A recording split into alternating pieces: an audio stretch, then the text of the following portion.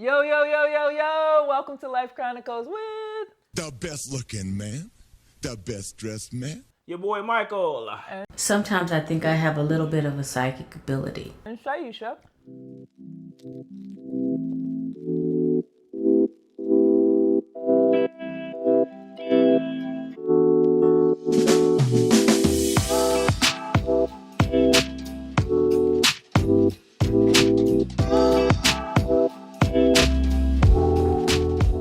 Today's topic, money and relationships. Doom, doom, doom. Right, yeah. We've been talking about money a lot, but we're probably going to be in a recession soon. Inflation is starting to be, 40-year high? Inflation. It's definitely a topic I think we need to start covering a little bit. It's important. Yeah, we want to talk about this topic. Basically, how you should deal with finances, or how do you guys deal with finances, and what we think. I guess I can go first on this. You go one, because first, I'm, yeah. I'm a finance major. I'm a finance guy. I'm more of a person that likes to save. And then I do spend money, obviously. I like to spend money, but I'm more of I will spend money on experiences, travel, Yep. or a nice dinner or a restaurant or something like that, Yeah. or some fun vacation. I'd rather do that and have those memories instead of like, oh, I had to have a Prada purse or Prada bag. No. and Is that your son? No, I just bought this baby cash. Yeah, experience Gucci it over loafers and all of things. that. I think when it comes to relationships, I think, and it depends on what the relationship is, but I'm married now. So I look at finances as it's a team effort. If you both make $50,000 a year, in 5 years, that's $500,000. I'm rich, bitch! Now, obviously, some of that is going to be taxed. All right, you have to figure out what to do when you get that $500,000. Now, let's think about this. If Google, Facebook, Ford, if they have a budget and they bring in billions of dollars, what makes you think you're a genius or whatever with your finances that you can't budget the little money that you have? If you're good with the little bit of money that you do have, when you get more money, you're just going to be more responsible. Yeah, you'll be able to handle it better. Handle it better, yeah. Well, and I think of too that, like, and we've talked about this before, like, think of like lottery winners. Like, you think of a person wins $10 million within a year or two, then it's all gone. Yeah, So it's like that person already didn't have like the foundation and like a budget or they didn't know how to manage money. And that's why even like when I think of even $1 million, if you know how to budget $1 million properly, like you can live the rest of your life off of $1 million. Yeah. People do it, right? But it's like if you don't have the structure, the discipline, and a budget, then you're not gonna be able to make that happen. I get it. This is the U.S. We love spending money. We're huge on consumerism. 75% of our economy is based off just consumer activity, just buying shit. A lot of it's from China. It is. It just is. Yeah, we buy a lot of stuff from China, and we buy cheap stuff just to have stuff. It's incredible, Chuck. These people just seem to be breaking their necks to give this money right back to us. Stuff is okay, but I'd rather have money saved for a rainy day. I like to pay stuff in cash, especially when you have college debt. But I tend to think debt-free should be like the new status quo. The new flex is putting your wife on your I've seen insurance. that post. Yeah. That's a whole flex, though. That's a flex. Yeah, the new flex should really be living a debt-free lifestyle, paying stuff in cash. The average American.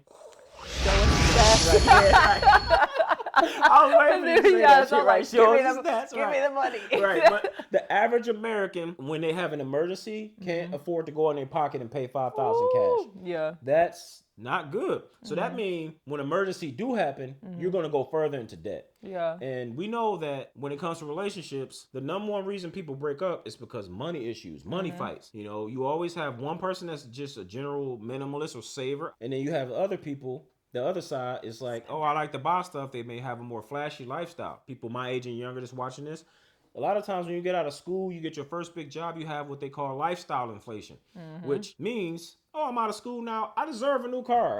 A new car!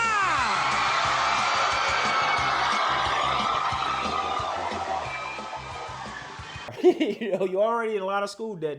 Now for some reason you have to get a new car, so you put yourself even in more debt. Which loses value as soon as you take it off the pot. Just to throw that out there. Yeah, this topic I can really talk about all day. I really think that we should really get a hold of our finances. If you both make 50 grand a year, and a lot of you make more than that, but the average person makes about 40, 50 grand a year. If you both do that, 5 years, that's $500,000. Where is that money gonna go?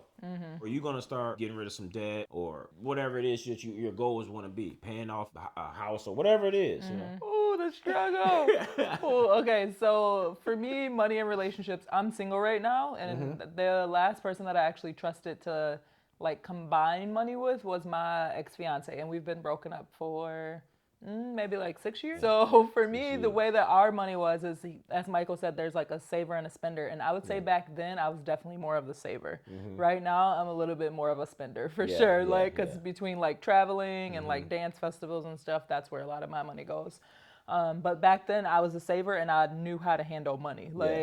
So for me, it was like my ex-fiance trusted me more, like to give me the money to pay all the bills. Like we had a budget, we had like a list and all of that, and it worked out then. But then what happened for me is I would start to get frustrated because it was like, in that relationship was more of the breadwinner, but also it was like, no, like I don't want to be the only person that's like taking control of our money. Supposed to both come sit at the table, because sometimes the saver is also the person writing down the budget and doing all that, and vice versa. That was me, yeah. So sometimes you both have to come have a seat at the table and just go over what's going in and out of the household. Like a lot of people don't want to do it because just like losing weight or whatever, where you have to use some type of discipline. You don't want to know that you spent $300 on McDonald's. Give it here.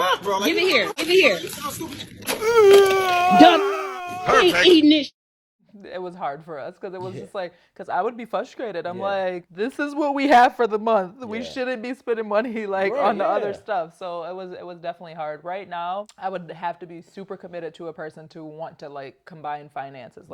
Like going into like a long-term relationship, or me living with that person or that person living with me, like us like building something. That's the only way that I would even trust right now to combine or talk finances with a person. This topic is really neat because, like I said, the average person only making 40, 50,000, maybe even 60,000. Hide the money, y'all. There's poor people around.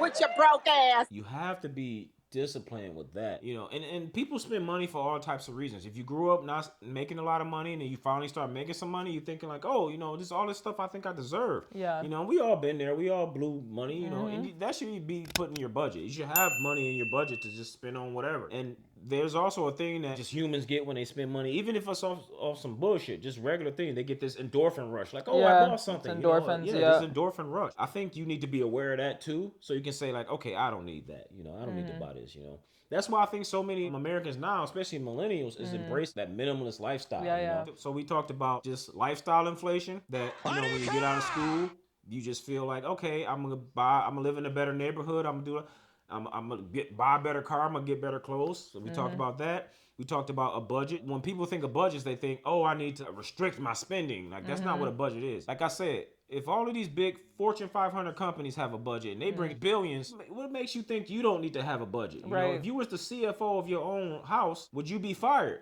You know what I'm saying? I need to revisit my budget for sure. I'm like, oh, I need to write this down. Let me see where some of this money is going. Let's just see what your money is going. And then finally, me personally, I think when you have, especially like a husband, wife, or you live in the same household, let's both have a seat at the table. Not just, all right, I control the money and you do this and you do this. Is not a joint venture thing where you do your thing, I do my thing. No, we both in this together. Yeah, let us know in the comments, like, what's your thoughts about money and relationships? Like, should you be committed before you deal with money and relationships? Should it be until marriage? Oh, I want to know about that. Yeah. If you ever like this video, comment and subscribe. Oh yeah, tell a friend to tell a friend. Community, yeah, tell a friend or all of that shit. So all of the things. All right, we out. Peace. Woo! Motherfucker. Hey.